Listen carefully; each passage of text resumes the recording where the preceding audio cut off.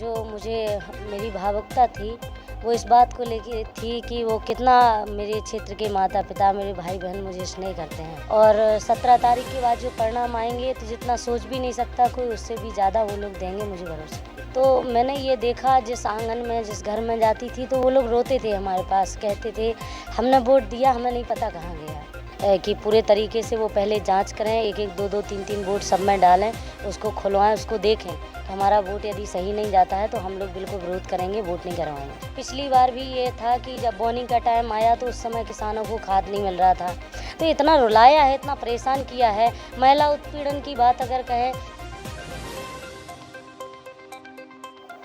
नमस्कार दोस्तों, SS media 24 की टीम पहुंच चुकी है इस समय बड़ा मलहरा, जहां पर बड़ा रोचक यहाँ की विधानसभा का जो है अब आने वाले हैं परिणाम, क्योंकि यहाँ से जो कांग्रेस की प्रत्याशी हैं रामसिया भारती जी, वो हमारे बीच में आज कांग्रेस के प्रदेश अध्यक्ष पूर्व मुख्यमंत्री कमलनाथ जी भी का यहाँ पे आज एक आम सभा को उन्होंने संबोधित किया है। तो काफ़ी तादाद में, जहाँ एक और देश के यशस्वी प्रधानमंत्री का दौरा छतरपुर जिले में था, तो वहीं कांग्रेस की एक सभा भी थी।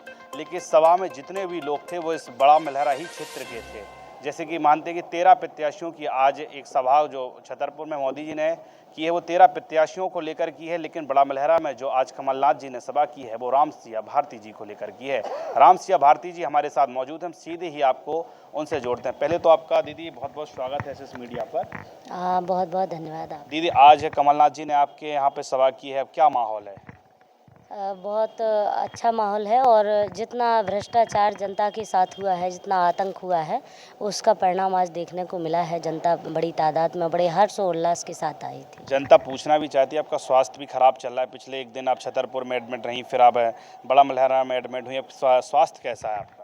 हाँ, अब स्वास्थ्य ठीक है, और मैं कहना चाहूँगी लगातार क्षेत्र में हमारे भाई बहन, हमारे माता पिता काफ़ी परेशान हैं हमारे स्वास्थ्य को लेकर, पर मैं स्वस्थ हूँ, अब ऐसी कोई चिंता वाली बात नहीं है, और मैं लगातार अब कल से उनके उनके पास जाऊँगी। हाँ, आज आप कमलनाथ जी के सामने भावुक भी हो गई, पैसे वाली एक बात को लेकर आप भावुक हो गई। आपने कह सकते हैं कि आपके आंसू भी निकल आए जनता के प्रेम को देखकर। कि आपको उम्मीद थी कि देश के जहां प्रधानमंत्री छतरपुर आ रहे हैं 13 प्रत्याशियों के लिए आज समर्थन मांगने के लिए जनता का, और आपकी आज कमलनाथ जी की सभा थी, वही कमलनाथ जी भी 40 मिनट पहले अपने कार्यक्रम के पहले भी आ गया आज यहाँ पे, तो क्या लग रहा था कि जनता इतनी आ पाएगी या नहीं आएगी, कैसा क्या था आज?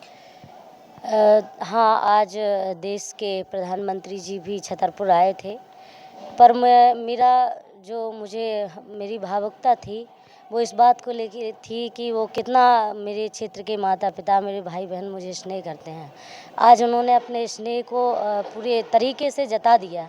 बस यही खुशी के आंसू थे कि आप लोग कितने तादाद में आए, मुझे जितना भरोसा नहीं था उससे भी ज़्यादा। और 17 तारीख के बाद जो परिणाम आएंगे तो जितना सोच भी नहीं सकता कोई, उससे भी ज़्यादा वो लोग देंगे, मुझे भरोसा। इस बार क्या मध्य प्रदेश में आप इतिहास रचेंगे? क्योंकि इसके पहले प्रधुम जी कांग्रेस से ही विधायक बने, फिर उन्होंने अपनी पार्टी को बदला, उपचुनाव हुआ, तो फिर आप वहाँ 17,000 लगभग वोट से हार गई थी। कैसे कवर करेंगे इतना बड़ा वोट बैंक? जो बाई इलेक्शन हुआ था उसके बाद जब मैं लगातार क्षेत्र में गई तो मैंने ये देखा, जिस आंगन में जिस घर में जाती थी तो वो लोग रोते थे हमारे पास, कहते थे हमने वोट दिया, हमें नहीं पता कहाँ गया। तो उस समय हमारे साथ जो हुआ था उसका भी जनता को पता है, जनता जवाब देगी। अच्छा, इस बार कुछ ऐसा तो नहीं हो जाएगी कि आपको वोट देंगे तो फिर कहीं और चला जाएगा? नहीं, इस बार तो हम पूरी तन्मयता से जो बेटियां आएंगी उसकी भी पूरी जांच करेंगे। पूरे तरीके से हम अपने एजेंटों को बोल चुके हैं कि पूरे तरीके से वो पहले जांच करें, एक एक दो दो तीन तीन वोट सब में डालें, उसको खुलवाएं, उसको देखें कि हमारा वोट यदि सही नहीं जाता है तो हम लोग बिल्कुल विरोध करेंगे, वोट नहीं करवाएंगे। अच्छा, प्रधुम जी विधायक रहे हैं, आप कांग्रेस में रहीं, आप लगातार संघर्ष करते रही, कांग्रेस की गवर्नमेंट गिर गई और वो विधायक बने रहे, तो उन्होंने कुछ ऐसा किया हो जो जनता की आहित हो? कुछ उनने ऐसा क्या, कोई मतलब कुछ ऐसा बताइए ना उनके बारे में, ऐसे जनता को जिससे जनता परेशान रही हो उनसे। उन्होंने बहुत परेशान किया, जैसे कि आज बड़ा मलहरा विधानसभा में अभी आप देख लें वर्तमान की जो स्थिति है वो तो कर तो 2020 से ही रहे हैं। पिछली बार भी ये था कि जब बोनी का टाइम आया तो उस समय किसानों को खाद नहीं मिल रहा था। इतना इतना परेशान था किसान, उस समय भी लाइट नहीं मिल रही थी। आज भी यही समय है कि अभी मैं गांव में जा रही हूँ, आपके माध्यम से मैं कहना चाहती हूँ, आप भी इस चीज़ को जानते हैं, आप पूछिए वहाँ पे कि आज लोगों की ये समस्या है। कहीं ट्रांसफार्मर नहीं है, कहीं ट्रांसफार्मर है तो वहाँ लाइट नहीं है, कहीं दोनों चीज़ें हैं, लाइट है ट्रांसफार्मर है तो लाइट रात्रि में 2 बजे दे रहे हैं। तो कैसे किसान इसको एक्सेप्ट कर पाएगा अपने आप में कि वो 2 बजे तक इंतज़ार करे कि जब लाइट आएगी तब हम सिंचाई के लिए जाएंगे। तो इतना रुलाया है, इतना परेशान किया है। महिला उत्पीड़न की बात अगर कहें तो आसपास हो रहे थे, पर अभी वर्तमान में तो हमारे बड़ा मलहरा में भी महिला उत्पीड़न का इतना बड़ा केस आया कि जो दिल दहला देने वाला आया है। तो परेशान यहाँ जो भ्रष्टाचार हमारे क्षेत्र के जनता पर हुआ है वो मतलब अति उसमें हो गई है। अब रही बात शिक्षा की, तो शिक्षा में अभी एक यहाँ पौड़ी पंछी है, हम वहाँ गए थे अभी प्रचार के लिए, तो वहाँ स्कूल है पर वहाँ कोई जाता ही नहीं, स्कूल बंद है लगातार 3 साल से। तो बच्चों की ये स्थिति है कि बाजना वहाँ से 7 से 8-9 किलोमीटर की दूरी पे पड़ता है, तो कैसे वो अपने आप को, बच्चों को कैसे पढ़ा पाएंगे, क्या करें। तो इन्होंने विकास के नाम पर जो किया है वो केवल इतना किया है कि एक नारियल लिया और किसी भी जगह पे फोड़ दिया है, गेती से एक गड्ढा खोद दिया। इसे विकास नहीं कहते हैं। कागज़ पे इनका विकास दिख रहा है पर वो तो कहते हैं हमने बहुत विकास किया है, पूरी बड़ा मलहरा को बिल्कुल हमने विकास मॉडल बना दिया है। हाँ, विकास मॉडल बना दिया। तो फिर आज छतरपुर में जो सभा हुई है माननीय मोदी जी की, तो अगर बीजेपी की सरकार थी अभी आचार संहिता लगने के पहले तक, तो अगर इनका विकास बहुत ही अच्छा था और इन्होंने किया था, तो आज मुझे जो देखने को मिला, मैंने हमारे आदरणीय कमलनाथ जी यहाँ पर आए हुए थे और वहाँ पे माननीय मोदी जी आए हुए थे, पर मुझे वहाँ ऐसे लग रहा था जैसे वहाँ किसी प्रत्याशी की एक नुक्कड़ सभा चल रही हो।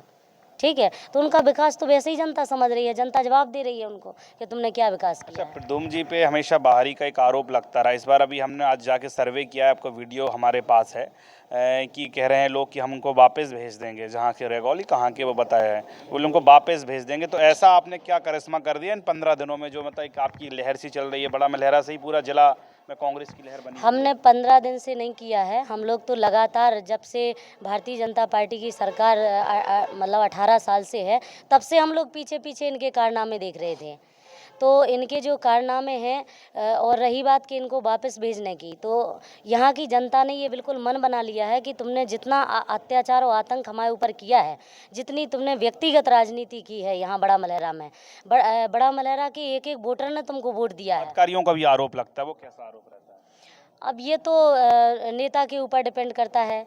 कल मुझे लोग चुनेंगे और कर्मचारी जो होंगे, अधिकारी लोग होंगे, अगर मैं उनके साथ भ्रष्टाचार नहीं करूंगी तो गारंटी है वो कर ही नहीं सकती है, तो नेता के ऊपर डिपेंड एक होता है। प्रद्युम्न लोधी जी की एक फोटो भी बहुत वायरल हो रही है, किसी गांव में गए हैं, कोई एक बहन बैठी हुई है और वो नीचे फर्श पे बैठ जाते हैं, लिपा रहता है, जो गांव में रहते, गोबर से लिपा हुआ, बोरी बिछी है, खाना खा रहे हैं। जे कैसा, जे चुनाव के टाइम पे क्यों ये फोटो? ये उनकी नाटक नौटंकी सब समझ गए हैं, सब जानते हैं कि तुम कितना पाखंड, कितना नाटक करते हो।